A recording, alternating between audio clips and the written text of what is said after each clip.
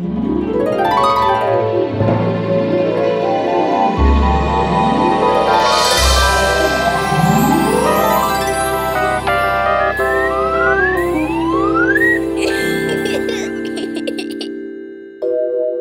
мектеп.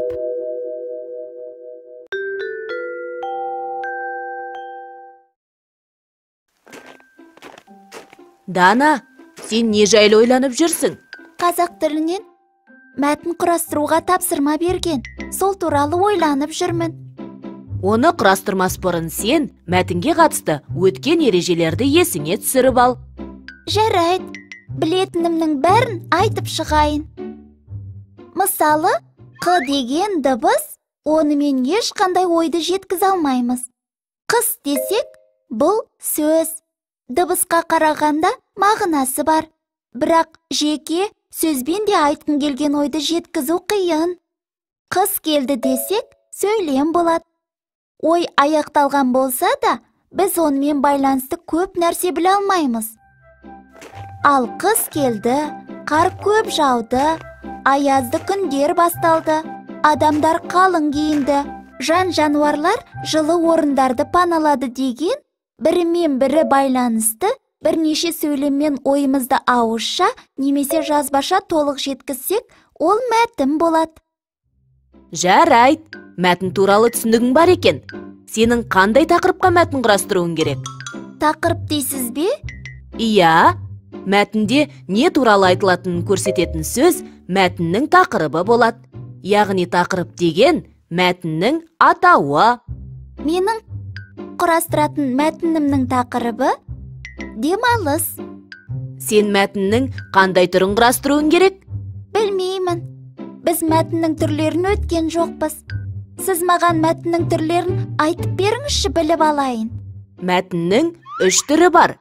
Әңгімелеу мәтіні, сипаттау мәтіні, пайымдау мәтіні. Бір тақырыпқа мәтіннің 3 түрінде құрастыруға болады. Мен ойымдағы мәтінді айтып көрейін. Сіз қай түріне жататынын айтыңыз. Жарайды. Демалыста біреулер үйде теледидар қарайды. Біреулер отбасымен қыдырады. Ал біз көбінесе тауда демаламыз.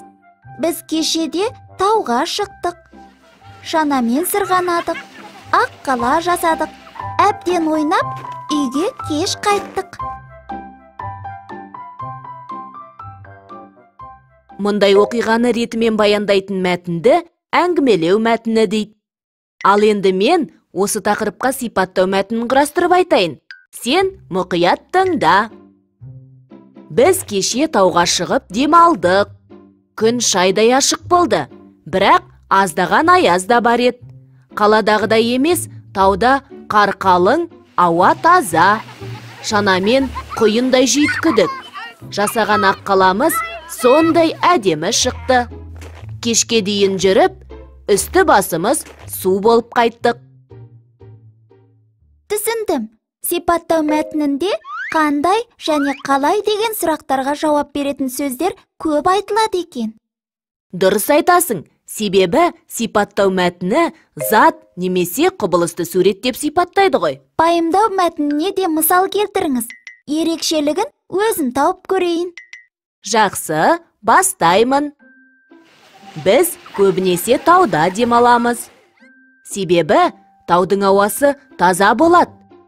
Кеше күн ашық болды. Сондықтан тағы да тауға шықтық. Тауда қар қалың. Себебі онда қаладағыдай көп адам, көп көлік жоқ. Сондықтан қар тез ерімей, бірінің үстіне бірі жауа береді. Біз кешке дейін сырғанап ойнадық. Қардан ақ қала жасадық. Сондықтан үсті басымыз су болып қайттық.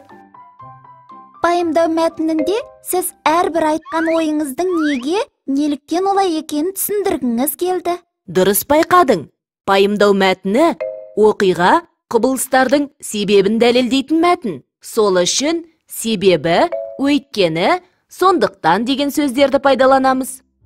Біз құрастырған 3 мәтін бір-біріне ұқсайтында сияқты.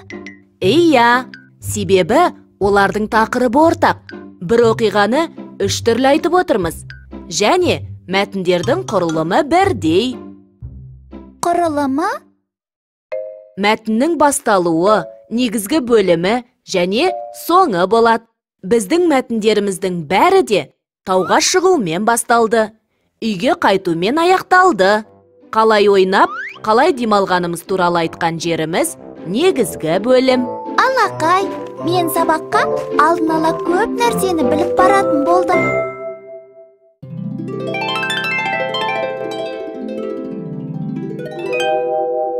Қайталайық.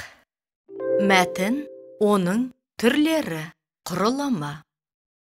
Біз жеке дыбыспен, жеке сөзбен, немесе бір ғана сөйлеммен ойымызды толық жеткізе алмаймыз.